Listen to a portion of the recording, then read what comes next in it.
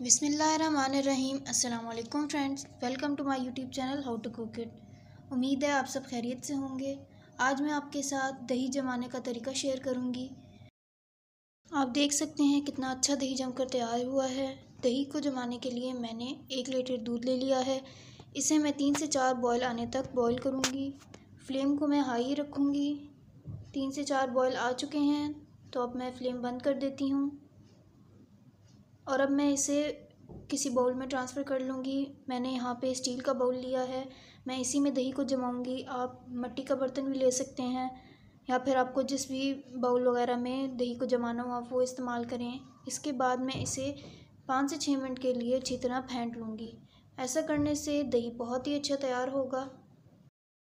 अगर आप इस रेसिपी को फॉलो करेंगे तो आपके पास बहुत ही अच्छा दही तैयार होगा।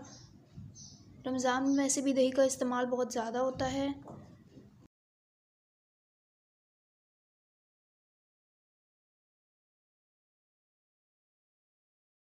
5 से 6 मिनट दूध को फेंटने के बाद मैंने इसे ठंडा होने के लिए रख दिया है।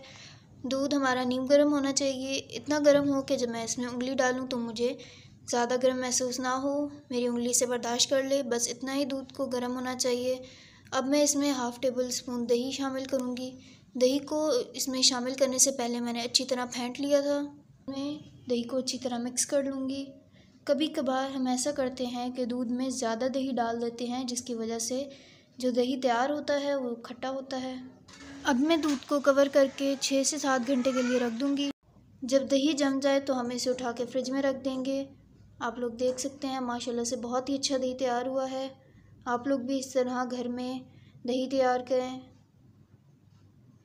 और अगर वीडियो अच्छी लगी हो तो इस वीडियो को लाइक करें, हमारे यूट्यूब चैनल को सब्सक्राइब करें और बेल नोटिफिकेशन बटन को ज़रूर दबाएं ताकि आपके पास हमारे आने वाली हर लेटेस्ट वीडियो की अपडेट सबसे पहले पहुंच सके। दुआ में याद रखें। अल्लाह हाफिज़।